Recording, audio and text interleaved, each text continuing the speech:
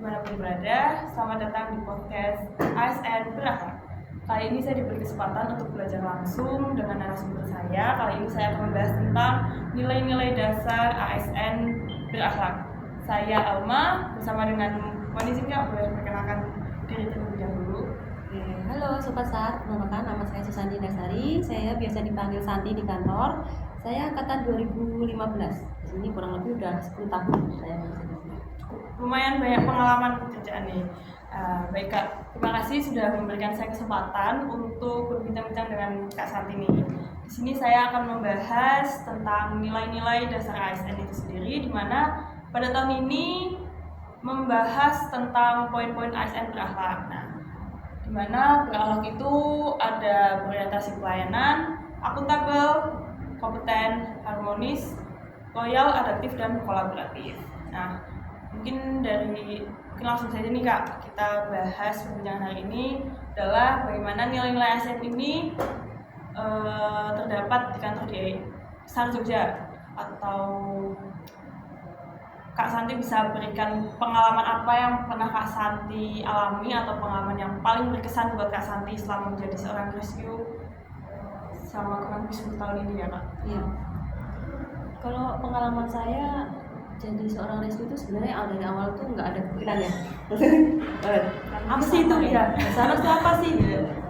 Setelah tahu saya masuk dalam Basarnas, kerjanya sangat mulia ya. Saya membantu kita menolong SAR. Search and rescue berarti kan mencari dan menolong. Ya, jadi kita di sini tuh sebenarnya semuanya hampir masuk ya untuk tadi ada ya tadi berakhlak tadi masuk semua, terutama yang harmonis, adaptif dan kolaboratif. Ini kalau yang harmonis sendiri itu kan kita harus menghargai perbedaan. Nah, kalau pengalaman saya di lapangan itu banyak nih dari instansi lain ya. Misalkan kita pengalaman saya waktu operasi SAR di Tower. Itu kan nanti ketemu ada TNI, ada polisi. Nah, di situ kan mereka punya power tersendiri ya. Maksudnya mereka punya pengalaman tersendiri. Nah, kita harus mau terbuka, kita harus mau menerima perbedaan itu. Jadi biar harmonis, biar berjalan secara selaras gitu. Jadi misalkan ada masukan dari pihak lain, dari instansi lain, kita harus menerima. Misalkan sudah ada masukan, kita ambil jalan tengah seperti itu. Terus kolaboratif ya, kita harus mau berkolaborasi dengan instansi lain. Nah, bukan hanya instansi tapi juga ke potensi. Kita kan juga memiliki potensi ya.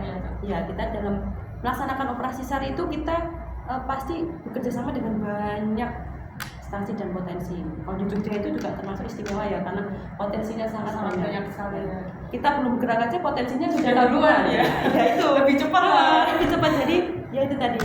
Kita harus mau kolaborasi sama harmonis ya. Harus juga mau adaptif, harus beradaptasi ya, adaptasi dengan lingkungan juga. Banyak itu nanti masalah-masalah di lingkungan di lapangan ketika kita melaksanakan operasi SAR. Dulu juga itu saya itu di tower itu nolong ODGJ. Jadi ODGJ-nya itu dia mau lompat dari tower karena tidak jadi menikah. Ya, dijadikan menikah, dia akhirnya mau lompat dari tower. Mereka itu sepasang kekasih yang sama-sama memang ODGJ. Itu ya. Sampai akhirnya harus mendatangkan yang dari pihak perempuannya itu datang situ untuk membujuk. Iya, harus membujuk yang laki-laki untuk bisa turun. Saya sampai naik tower, ngajak turun nggak mau. Malah tambah naik ke atas. Ya itulah. Malah jadi tambah pusing ya. Itu. Lanjut ya Kak. Ya. Berarti nilai-nilai berakhlak itu sebenarnya sangat-sangat bisa diterapkan ya Kak dalam kehidupan bekerja sebagai seorang rescue ya. Karena kita ya betul untuk menolong orang seperti itu ya Kak. Lagi ya. Jadi kita berhubungan langsung dengan masyarakat. Mungkin ada nggak nih Kak pesan untuk para ASN muda di Basarnas maupun di instansi lain nih biar kita bisa mengamalkan nilai-nilai berakhlak ini untuk diterapkan di kehidupan pekerjaan kita mungkin ya. Ketika kita sudah ibaratnya kita sudah memiliki ilmu ya, kita sudah dapat ilmu, kita dapat pengalaman kita harus seperti padi, semakin tinggi semakin mengeluh. Jangan merasa oh saya ini sudah dilatih, saya ini punya kemampuan ini, saya ini tidak. Itu nanti akan menjadi egosentris, jadinya kayak tidak mau menerima masukan dari pihak-pihak lain. Jadi kita harus tetap seperti padi tadi ya, tidak boleh egois, sombong, tidak boleh sombong gitu. Terus ya harus tetap rendah hati, yang paling penting ya tetap rendah hati.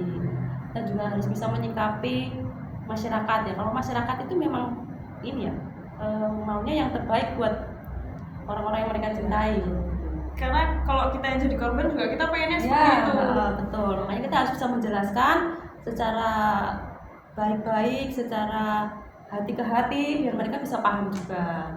Ada SOP-nya kita melaksanakan operasi SAR itu pasti ada SOP-nya. Kita tidak mungkin mengabaikan korban, ya. Tapi kita sendiri, diri kita sendiri harus selamat lebih dahulu. Kalau kitanya nggak selamat, kitanya nggak safety, bagaimana menolong korban? Ya, gitu ya.